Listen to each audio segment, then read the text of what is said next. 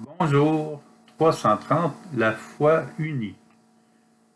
La crainte de tout responsable, c'est que les disciples commencent à s'éparpiller lorsqu'il n'est plus là.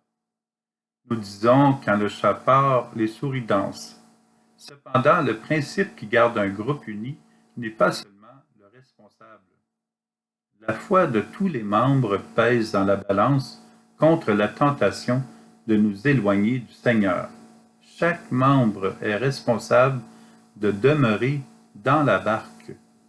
De plus, l'Église est bien organisée pour que justement personne ne se retrouve seul.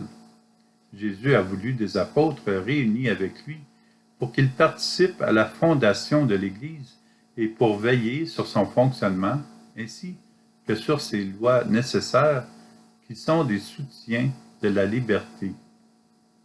Les apôtres ont béni aussi d'autres vocations au nom de Jésus, qui sont devenus des rassembleurs et pour continuer la mission. Ainsi de suite jusqu'à maintenant. Nous avons besoin du soutien de la foi des uns et des autres, comme dans une course à relais qui conduit l'humanité au cœur de Dieu.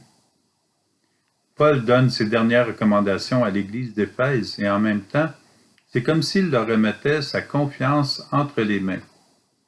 L'Église d'Éphèse doit maintenant trouver les forces vives pour s'organiser.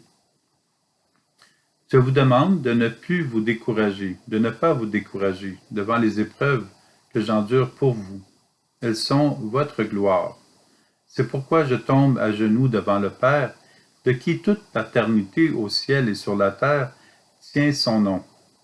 Lui qui est si riche en gloire, qu'il vous donne la puissance de son esprit, pour que se fortifie en vous l'homme intérieur, que le Christ habite en vos cœurs par la foi. Restez enracinés dans l'amour, établis dans l'amour. Ainsi, vous serez capables de comprendre avec tous les fidèles quelle est la largeur, la longueur, la hauteur, la profondeur. Vous connaîtrez ce qui dépasse toute connaissance, l'amour du Christ. Alors vous serez comblés jusqu'à entrer dans toute la plénitude de Dieu. À celui qui peut réaliser par la puissance qu'il met à l'œuvre en nous, infiniment plus que nous ne pouvons demander ou même concevoir.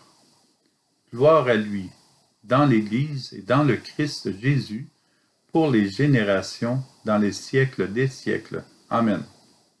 Lettre de Paul aux Éphésiens, chapitre 3, versets 13 à 21. Paul sait qu'il ne sera pas toujours avec les paroissiens d'Éphèse. Il se fie sur leur foi et leur union à suivre le Christ avec l'Esprit dans l'Église, soutenue par la volonté du Père.